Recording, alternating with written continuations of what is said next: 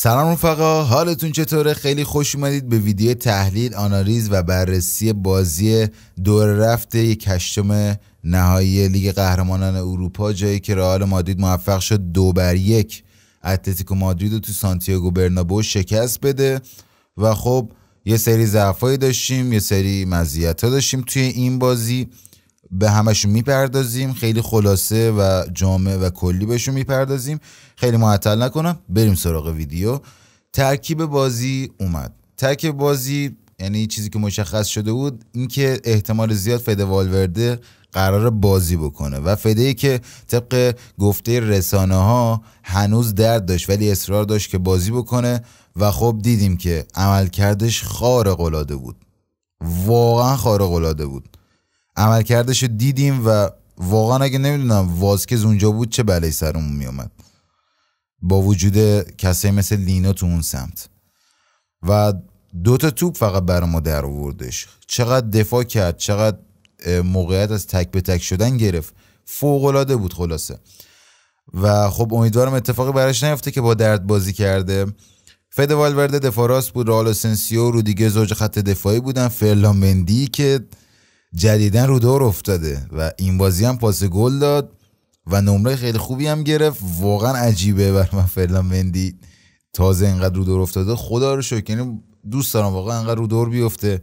جدیدن هم خیلی عجیبه، داره توی حمله هم کمک میکنه و خب اگه بتونه این قضیه بهبود پیدا بکنه و دوباره برگرده رو روال سابقش و حتی بهتر تو حمله هم کمک بکنه، واقعا دیگه نیاز نداریم دفاع چپ بخوایم بگیریم، چون مندیو میدینیم که توی دوران اوجش چقدر خوب بود.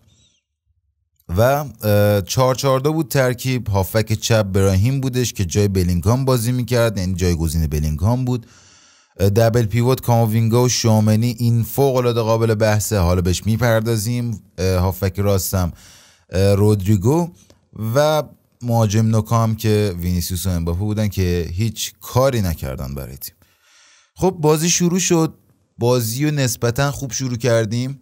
دقیقه 4 روی پاس فوق‌العاده فده والورده، روی پاس فوق‌العاده و بی‌نقص و عالی فده والورده، از اون طرف یه حرکت و استوپ فوق‌العاده از رودریگو، یه حرکت عالی از رودریگو و فوق‌العاده و شوت بی‌نظیرش با پای غیر تخصصی تو پست غیر تخصصیش.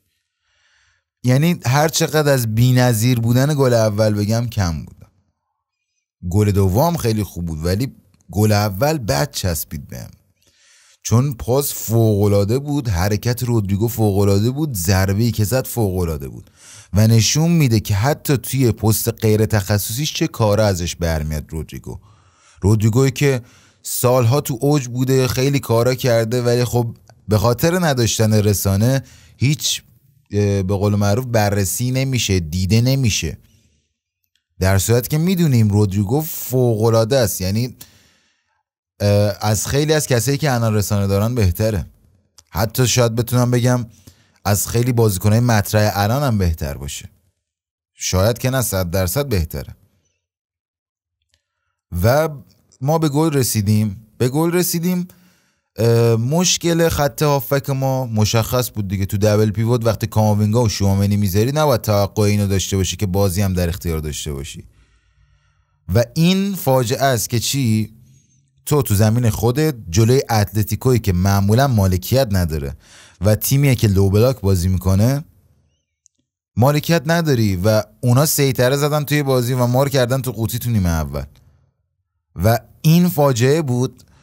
و مخصوصا کاماوینگایی که رو فرم نبود، حالا کاش رو فرم بود، که سر گل اول که فکر کنم دقیقه 32 یا 33 بودش اگه اشتباه نکنم، دفع توپ ناقصش اوکی، تو دفع توپت ناقص بود ولی خب تو ادامه باید میرفتی جمعش میکردی و عقب مون از خولیان آلوارز و به همین شیوه خب یه شوت تمیز هم زد. درسته اون شوت رو نمیتونستیم مهار بکنی ولی پیشگیری که میتونستیم بکنیم برای شوتش و ما اونطوری گل خوردیم و تا آخر نیمه اول ما داشتیم تحت فشار بودیم، عملا تو قوطی بودیم و واقعا داشتیم بعد بازی میکردیم، تک و توک حمله میکردیم. امباپه و وینی که اصلا تو بازی نبودن، امباپه که اصلا اوت بود کامل. حالا دلیلشو بهتون توضیح میدم که چرا اوت داخل این بازی اخیرش. وینیسیوس هم گهگاهی توپ دستش میاد ماشاءالله یا تکروی میکنه یا توپو مثل چی میندازه جلو، از گوشه میخواد بندازه بره تو، یا اینکه بهترین موقعیت هم دستش میاد تر میزنه توش. و همینطوری شدش که نیمه اول با مالکیت بالاتر اتلتیکو مادرید بازی به پایان رسید. تو نیمه اول نیمه دوم شروع شد، هنوز تغییر تو ترکیب ندیده بودیم که روی حرکت تیمی فوق‌العاده، یعنی واقعا حرکت فوق‌العاده‌ای بودش. پاس وینیسیوس به مندی، مندی به براهیمی که زد همه رو محو کرد. قشنگ یه سنه که اول بازی بودش که 4-5 نفر ریخته بودن سرش، با خطا تونستن متوقفش کنن. اونجا همه رو زد نابود کرد. یه شوت تمیز با پای غیر تخصصی. یعنی چقدر این رودریگو و براهیم خوبن که تو پست‌های غیر تخصصیشون دارن اینطوری بازی میکنن. یعنی الان واقعا حق این دوتاست که بخوام فیکس بشن و رودریگو بره وینگر چپ و براهیم بره وینگر راست، نه اون وینی که سعی داره فقط تکروی بکنه با تیم بازی نکنه.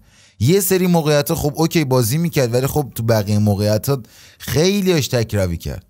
کاپیتانی بالا سرش نیست گوششو بگیره آقا این کارو نکن. قبلا یه کریم بنزمایی بودش گفتش آقا این کارو نمیکنی بهش پاس ندید، مجبور بود دیگه کارهای اضافی انجام نده. و خلاصه یه حرکت فوق‌العاده دقیقه 55 ما به گل رسیدیم و فوق‌العاده بود، لذت بردم از اون گل. هرچند که توی نیمه اول ما یه فرصت داشتیم، به قول معروف یه فرصت داشتیم که روی پاس فوق‌العاده ابراهیم دیاز وینیسیوس اون توپو گل نکرد. حالا اوکی گل نکردی میتونستی پاس بدی، آقا پاس ندی چرا گلش نکردی، چرا شوت این آدم نزدی؟ اون دفاع هم روبروش نبودش قطعا دروازه‌بان میگرفتش. و خلاصه دقیقه 55 به گل رسیدیم و رسید دقیقه 62 که بالاخره یه تعویض منطقی دیدیم از کارلتو بعد از مدت ها. این 2-3 تا بازی اخیر کاماوینگا رو کشید بیرون، مودریچو فرستاد داخل و لحظه‌ای که کاماوینگا رفت بیرون تیم قشنگ رو فرم اومد، بازی دست ما بود قشنگ. یعنی قشنگ تفاوتو داشتی احساس میکردی و ما به قول معروف سیطره زده بودیم روی دروازه اتلتیکو که دیدیم بعد از اینکه این تعویض انجام شد و بازی اومد دستمون یه سری تعویضای عجیب غریب کردش سیمونه که اتفاقا عجیب غریب هم نبودش. همونور حملهشو میخواست حفظ بکنه، گریزمن حالا آورد بیرون، حالا رو خیلی هم موقعیت ایجاد کرد گریزمن، یعنی چند تا شوت بی‌نظیر زدش که حالا یا کورتوا سیو کرد یا حالا قبلش فده والورده دفاعش کرد. ولی خب گریزمن آورد بیرون، سولوسو که قدش بلنده که ضعف تیم ما را آورد داخل، خط هافکش شروع کرد 3-6-1 بعضی موقع داشت بازی میکرد. یعنی واقعا اومد خط هافک شروع بکنه که اختلال ایجاد کنه تو بازی سازی مودریچ، چون میدونه میتونه قشنگ توپو بچرخونه و نظم بده به تیم که موفقم نشد. ما خیلی حمله کردیم و خیلی موقعیتایی که از دست رفت و امیدوارم تو بازی برگشت حسرت این موقعیت از دست رفته رو نخوریم، مخصوصا سر اون پاس فاجعه بار امباپه به وینیسیوس که اصلا تو وقتی کات بک میخوای بدی باید یه جوری جلوتر بدی که بتونه قشنگ فقط یه پاشو بذاره جلوی توپ بخوره به پا و مستقیم بره داخل گل. یعنی تو حتی نباید ضربه ای وارد بکنی، ولی انقدر پاسش بد بود که اصلا چیزی نمیشه گفت، واقعا پاسش بد بود، فاجعه بود.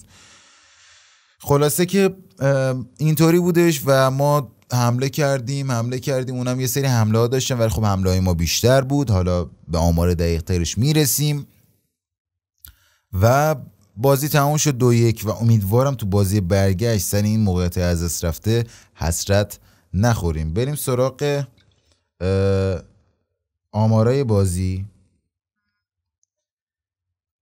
اول از نمرات بازیکن‌ها شروع بکنیم. اینو البته از فوتموب در آوردم. میانگین که 74 شده، کورتوا 6-3 شده. خب کار خیلی خاصی نتونست انجام بده، یه دونه گل هم خورد به خاطر همین انقدر پایین شده نمرش.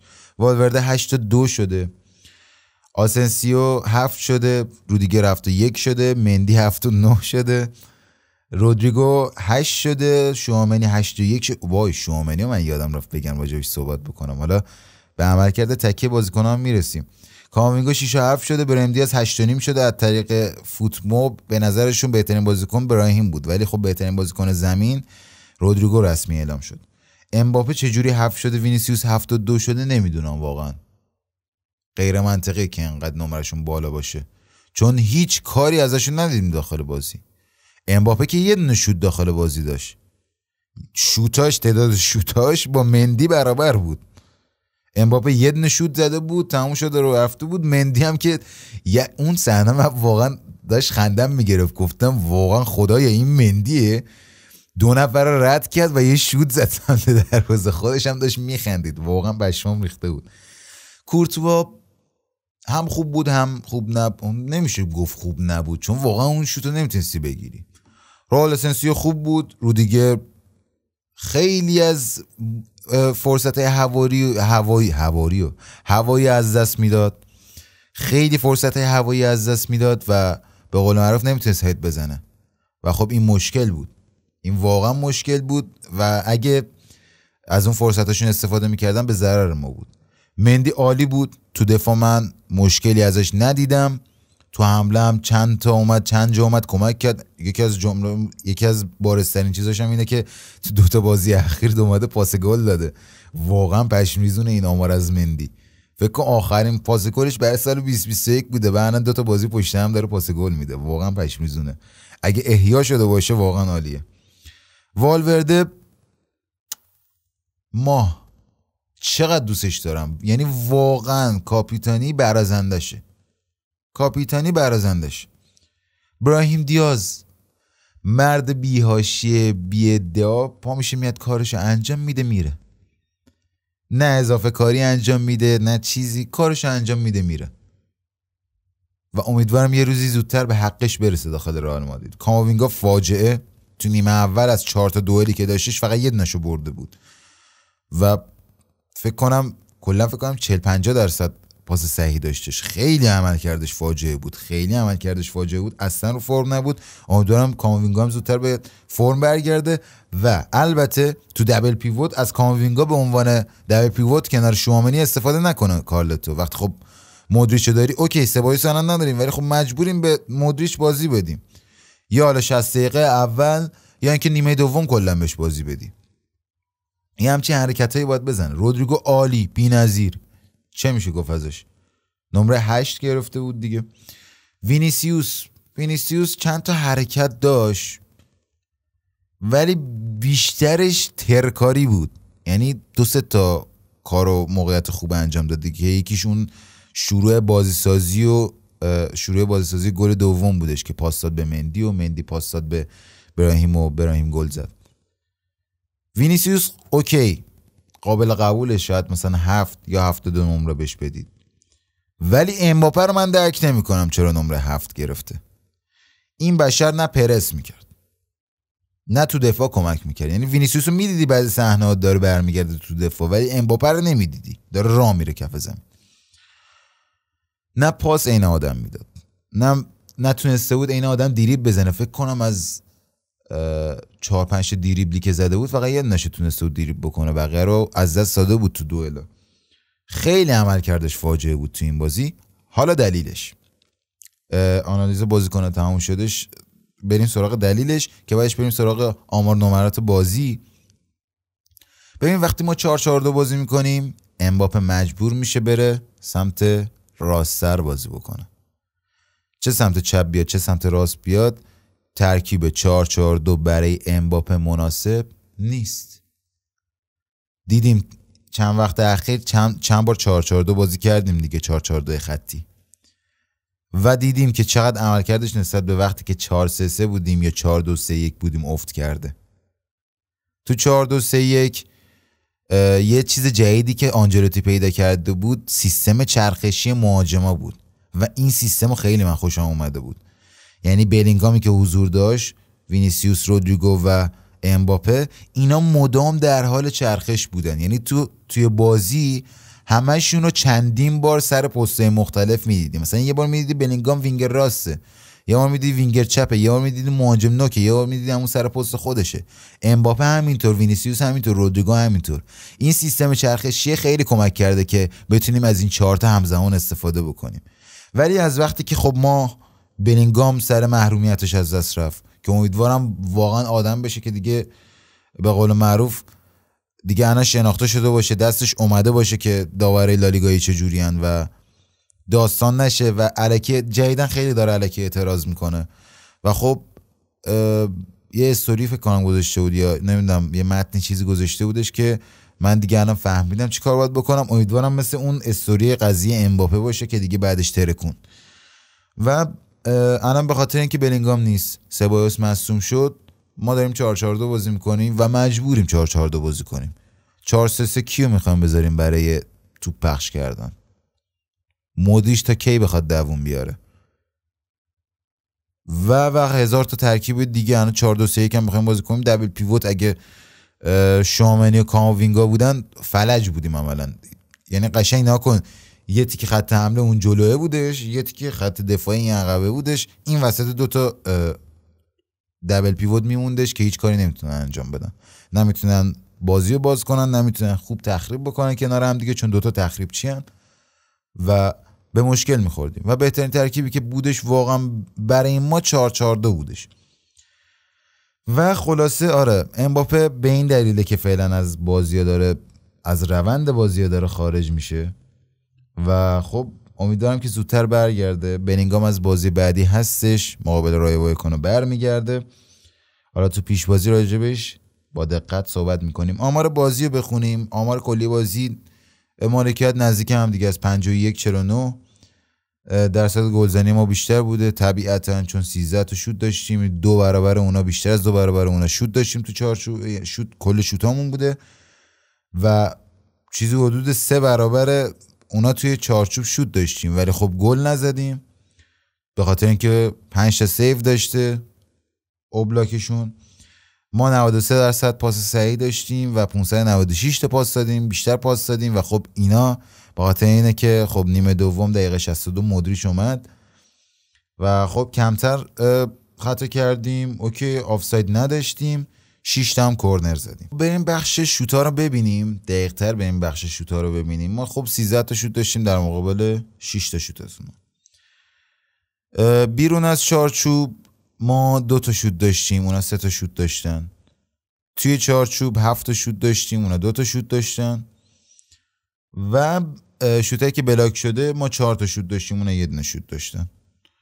و خب داخل محوطه ما 7 تا شوت زدیم، اونا 5 تا زدن.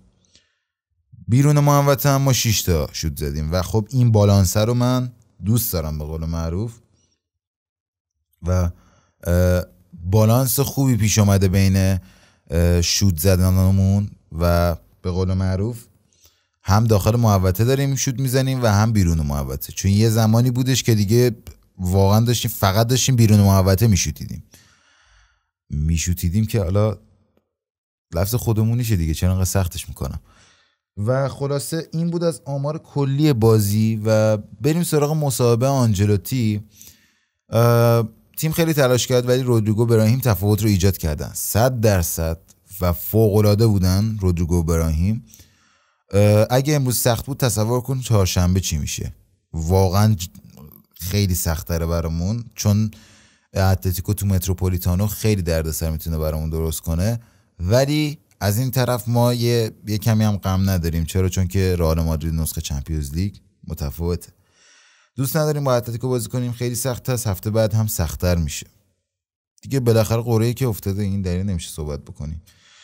بدترین بازی وینیسیوس و امباپه. بازی مقابل مدافعان اتلتیکو آسان نیست، اونا کیفیتشون نشون ندادن، ولی بازی برگشت داریم. امیدوارم تو بازی برگشت که بلینگام هستش دیگه به قول معروف برگردن و اوکی بشن. نمیشه گفت برایم حتما بازیکن اصلیه ولی خیلی مهمه. واقعا دیگه نمیدونم چی کار باید بکنه این بشر و خودش رو ثابت بکنه. درست قضیهش مثل رئال آسنسیو، تازه این بند خدا سرش خرج شده، یعنی خریده شده بعد فرستادنش قرضی یه تیم دیگه و اومده الان اینه وضعیتش. امباپه مصدوم بازی کرد، نه هیچ مشکلی نداشت. فده والورده بی‌نظیر بود، تلاش فوق‌العاده بود، خیلی خسته شده بود، واقعا بی‌نظیره.